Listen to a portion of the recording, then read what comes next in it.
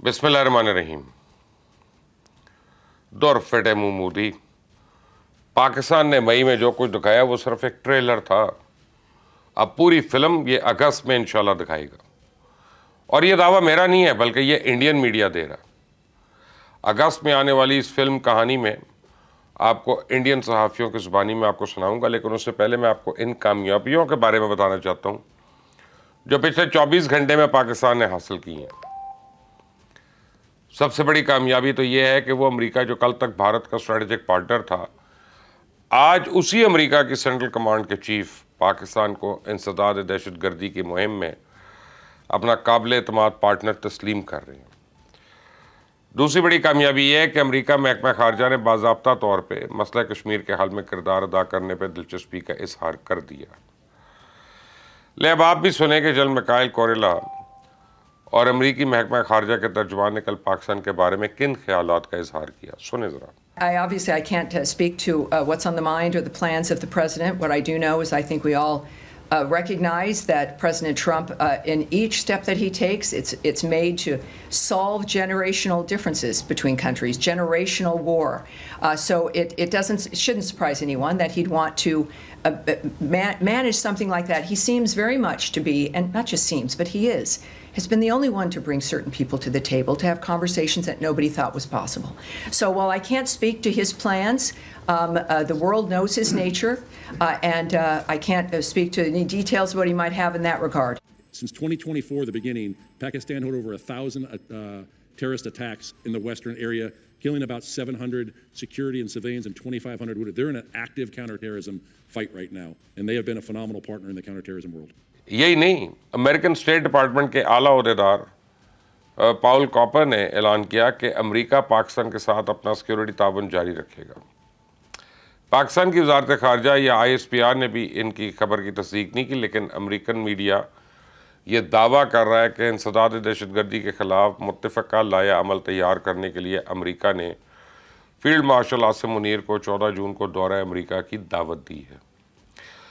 अमरीकी हुकूमत और अमरीकी मुसल्लह अफ़वाज की जानिब से पाकिस्तान को काबिल एतमाद साथी करार देना मौजूदा इस्टेब्लिशमेंट की अनथक मेहनत का समर है। यह पाकिस्तान के दफ्तर खारजा की सफारती महारत का मुँह बोलता सबूत है, और पाकिस्तान में जो अमरीकी सफारत खाना है उसकी भी अपना महारत का ये मुँह बोलता सबूत है। यह हमारी मुसल्लह अफ़वाज की बहादुरी और सलाहियतों का खुला एतराफ़ भी है। दुनिया दहशतगर्दी के ख़िलाफ़ हमारी कोशिशों को तस्लीम कर रही है, उस जंग में हमारी कुर्बानियों का एतराफ़ कर रही है और हमारे साथ मिलकर काम करना चाहती है। क्या आपको पता है कि फिटे मुंह और दुरफिटे मुंह में फ़र्क क्या होता है? पंजाब में रहने वाले तो यकीनन इस सवाल का जवाब जानते होंगे, लेकिन आज मैं आपको 2 ऐसी वीडियोज़ दिखाऊँगा जिन्हें देख कर आप भी जान जाएंगे कि फिटे मुँह और दुरफिटे मुँह किसी को कहना नहीं पड़ता, बल्कि एक इशारा ही काफ़ी होता है और अगला समझ जाता है कि उसको क्या कहा गया। पहली वीडियो भारत के वज़ीर ख़ारजा जयशंकर मेनन की है। ये मौसूफ कल यूरोपियन यूनियन को पाकिस्तान के ख़िलाफ़ लेक्चर दे रहे थे।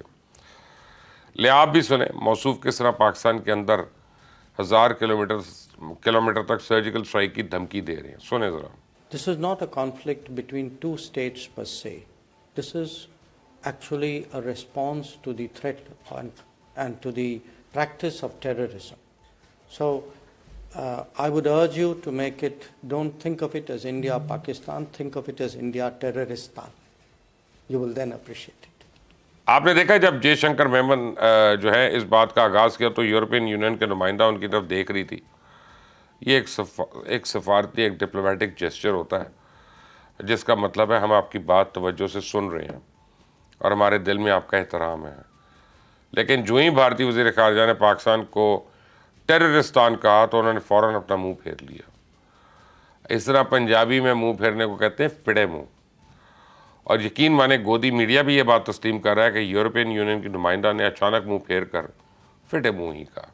आप अपनी स्क्रीन पे ये मंजर देखिए। इस वीडियो में आपको शशि थरूर अपनी टीम के हमरा मोदी से मुलाकात करता दिखाई दे रहा है। इस तकरीब में शशि थरूर दरअसल मोदी को बता रहा था कि हम सफारती महाज से भी हार गए।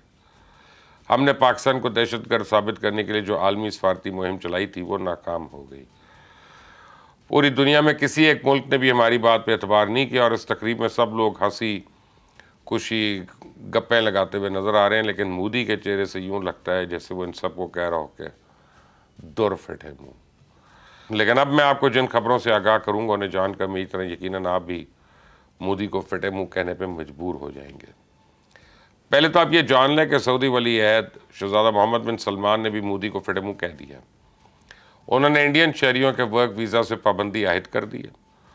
मोदी तो ये सोच सोच कर काँप रहा है कि G7 ममालिक की मीटिंग में अगर ट्रंप ने फिर सीज़ फायर के मामले पे उसे फिर जलील करना शुरू कर दिया तो वो क्या करेगा। तो इंडिया का महकमा खारजा आजकल पूरी कोशिश कर रहा है कि कॉन्फ्रेंस के दौरान ट्रंप और मोदी की साइडलाइन मुलाकात ना होने पाए, क्योंकि इन लोगों को यकीन है कि ट्रंप मुंह पर मोदी को फिटे मुंह कह देगा। अब इंडियन सहाफ़ियों की ज़ुबानी इस फिल्म की कहानी सुने जो पाकिस्तान अगस्त में रिलीज कर रहा है। सुने जरा। पाकिस्तान को हमारा असली दुश्मन है, बड़ा दुश्मन है, खूंखार दुश्मन है, ये हमको स्वीकार करना होगा। क्या और भारत के पास वो साधन नहीं है कि चीन और पाकिस्तान की कॉम्बिनेशन को वो मात कर सके, क्योंकि आपने देखा होगा कि हम लोग फंस गए थे इस जब ये पिछले लड़ाई हुई थी कि जो पाकिस्तान के J-10C थे वो जो हमारे एवैक्स हैं उसकी जो रेंज है उसके नीचे से निकल के गए। हम ऐसे इधर के रहे ना उधर के रहे। जैसे पाकिस्तान और चीन दो जिस्म एक जान है। जो सीन है दोस्तों बहुत ही खतरनाक है, बहुत ही खतरनाक है। और हमने अभी ट्रेलर देखा, इकबाल साहब ने कहा कि सब कुछ छोड़ के पूरा देश सारी चीजें भूल जाए, धर्म भूले, हिंदू मुस्लिम भूले, ये अगला पिछला सब कुछ भूले कुछ दिनों के लिए। कि इस खतरों से उसने सबक नहीं लिया तो हमारा स्वाभिमान चला जाएगा। स्वाभिमान सबसे बड़ा चीज होता है जो आज हम यूक्रेन, ये जब जहाज मिल जाएगा अगस्त में और मिसाइलें भी मिल जाएंगी पाकिस्तान, क्या पाकिस्तान फिर कोई साजिश कर सकता है? और हमें जो ये जो गोदी मीडिया है उसको कंट्रोल करना चाहिए कि ये बकवास बंद करो। क्या फायदा, हम उस वक्त रिस्पॉन्ड करेंगे जब हमारे पास पूरी की पूरी क्षमता होगी कि हम उनको पूरी तरह से परास्त कर सके।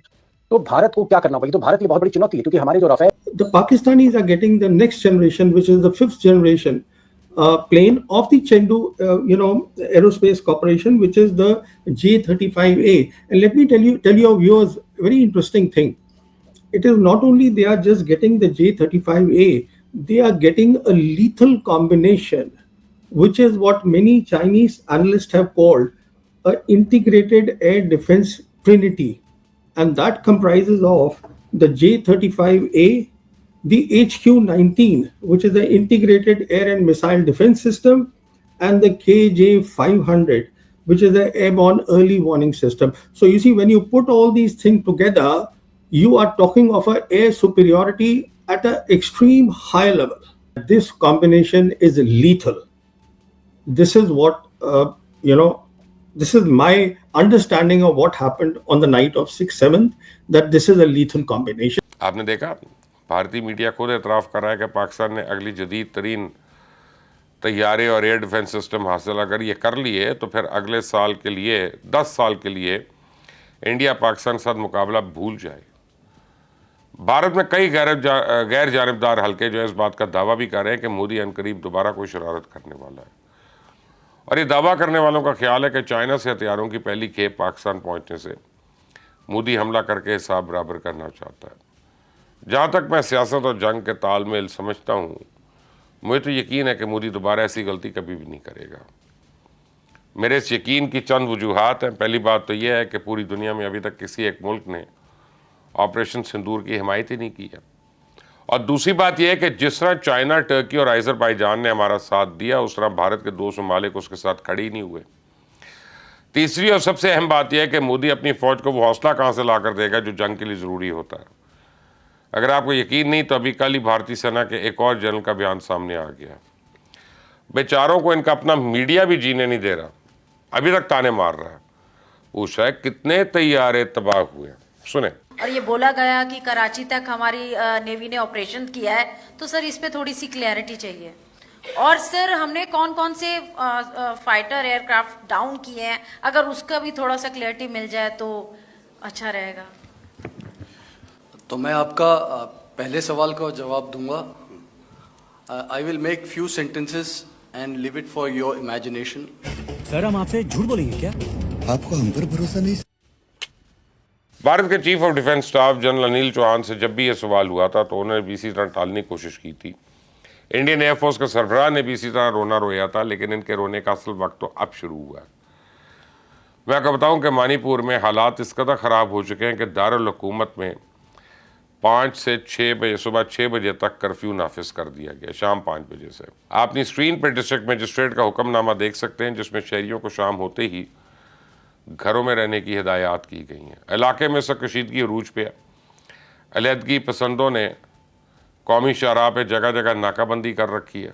और इस नाकाबंदी के बायस पूरे इलाके में सप्लाई का निज़ाम मुअत्तल हो चुका है। अशिया और अद्वियात की शदीद किल्लत पैदा हो चुकी है। मकामी ताजर मिज़ोरम के रास्तों से अशियाए ज़रूरी लेकर आ रहे हैं, लेकिन इनकी कीमतें अब आम आदमी के बस से बाहर हो चुकी हैं। मणिपुर के हालात बता रहे हैं कि आज नहीं तो कल ये इलाका भारत से आज़ादी हासिल कर लेगा। और ये मैं आपको बताऊं कि अब मैं इस बात पे कन्विंस्ड हूँ। पहले मैं समझ रहा था कि शायद अक्टूबर के एंड में मोदी जो है दोबारा पाकिस्तान के ऊपर को हमला करने की कोशिश करेगा, लेकिन अब मैं जो इंडियन जर्नलिस्ट का और उनके एनालिस्ट के बयानात सुन रहा हूँ और उनके तज्जिए सुन रहा हूँ, मुझे ऐसा लग रहा है कि शायद ये अगस्त के आखिर में ये बात हो जाए। लेकिन आज बड़ा इम्पोर्टेंट दिन है। इसराइल अब फुल तैयारी में है और इसराइल शायद ईरान के ऊपर हमला कर रहा है। तो मोदी जो है इसराइल को बड़े यदि कह सकता है कि हमने पाकिस्तान पे तुम्हारी वजह से हमला किया ताकि वो ईरान की मदद ना करे या उनकी मदद को ना आए, कुछ भी हो सकता है। लेकिन जो डेवलपिंग स्टोरी है ये मैं आप तक लेके आऊँगा, आपको पूरा इसकी मैं जो एक्चुअल ऑन ग्राउंड न्यूज़ है वो भी दूंगा, इसके ऊपर तज्जिए भी दूंगा। तो अगर आपने इस चैनल को सब्सक्राइब नहीं किया तो प्लीज़ कर लें, बेल आइकॉन को प्रेस कर लें, ताकि जितनी भी अपडेट्स है वो आपको वक्तन फ़वक्तन मिलती रहें।